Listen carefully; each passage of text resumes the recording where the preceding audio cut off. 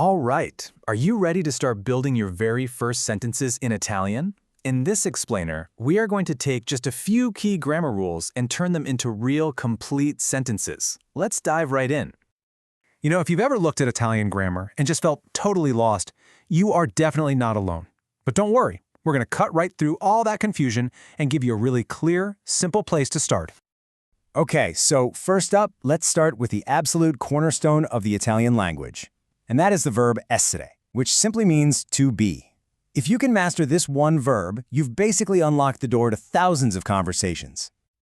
So, think of this slide as your essential toolkit. These are all the present tense forms of essere. Now, you might notice something kind of interesting right away. The word for I am, which is sono, is the exact same word for they are, sono. Don't let that throw you off. The context of the sentence always makes it perfectly clear which one you mean. Let's see how it works. See how powerful that one little word sono is? In just 3 short sentences, you can say your name, where you're from, and what you do for a living. So our example here introduces us to Victor. He says, I am Victor, I am French, I am a lawyer. Simple, right? And just like that, we can start talking about other people too. We just swap in e, which is the form for he or she. So now we can describe Mary. She is Mary. She is English. She is a teacher. Look at that, you're already forming complete descriptive sentences. Now, let's build on this. The verb essere does more than just say what something is. It also tells us where something is. But, and this is important, there's one tiny, super crucial detail you've got to know. And here is that crucial point. When you switch from identity to location, from saying what something is to where it is, you have to add a little preposition, a word like in or a. Think about it. You can't say sono Italia, which means I am Italy. You have to say sono in Italia. I am in Italy. This example just hits the nail on the head. Saying l'albergo è Firenze would literally mean the hotel is the entire city of Florence, which, it's not. So instead, you use that little preposition, l'albergo è a Firenze. The hotel is in Florence. That one tiny word makes all the difference. Great. So we can make simple statements now. But what about the things we're actually describing? Well, in Italian, every single noun, we're talking people, places, and even objects, has a gender. Let's break that down. Now this might seem a little strange at first, especially if you're an English speaker. But it's a really fundamental concept. It's not just about people. A book, il libro, is considered masculine, and a car, la macchina, is feminine. So how in the world do you tell which is which?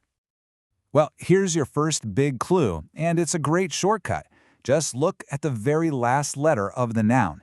If it ends in an O, there's a very, very good chance it's a masculine noun. Yeah, check these out.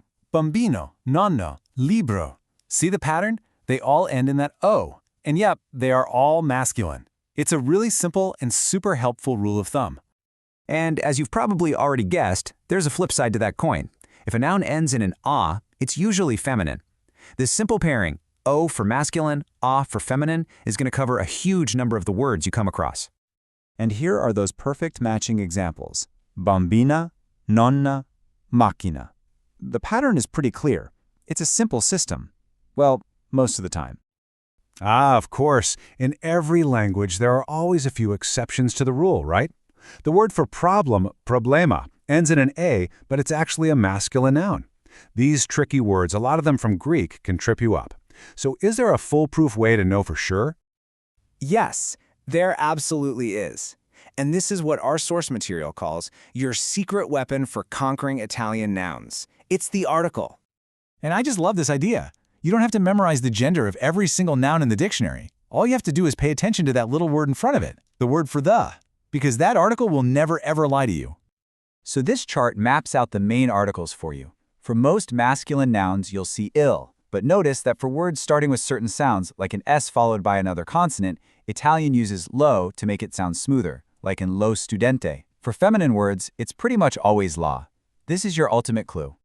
And here's the solution to our problema.